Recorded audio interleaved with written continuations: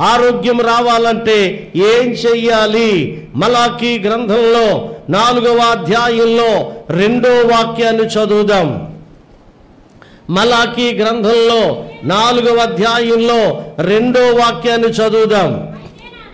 అయితే నా నామమందు భయభక్తులు గలవారగు మీకు నీతి సూర్యుడు ఉదయించును, అతని రెక్కలు ఆరోగ్యము కలుగు చేయును గనుక మీరు బయలుదేరి క్రొవ్విన దూడలు గంతులు వేయినట్లు గంతులు వేయుదురు. చప్పటి కొట్టి మైపరుచుకుందాం ఒకసారి గట్టిగా హల్లెలూయా.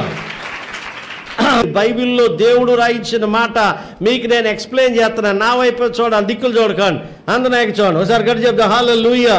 ఏమన్నాడు? ఆయన రెక్కలు మనకేం కలుగు చేస్తాయట? ఆరోగ్యమును కలుగ చేయును. ఇంగ్లీష్ బైబిల్లో హీలింగ్ అనే మాట రాశాడు. ఇక్కడ ఏమి రాశాడు? దేవుని రెక్కల క్రిందకు వస్తే నీకు ఆరోగ్యము, దేవుని రెక్కల క్రిందకు వస్తే నీకు ఆరోగ్యము. అర్థమైందా? మీరు ఏమనుకుంటున్నారు చెప్పనా? నాకేం పర్వాలేదు, నేను ఎప్పుడు ఇలాగే ఉంటాను అనుకుంటున్నా. సడన్గా వచ్చేది అంతే దేవుని కోపం. ఉంది, ఇంకా ఉంది. అది అక్కడికి వచ్చాక నేను చెప్తాను. ఈ మాట వినండి. ఆయన రెక్కలు ఆరోగ్యమును కలుగు చేస్తాయి అని ఉంది. అంటే ఇప్పుడు నువ్వు నేను ఎక్కడికి రావాలా? మాట్లాడండి. ఎక్కడికి రావాలా?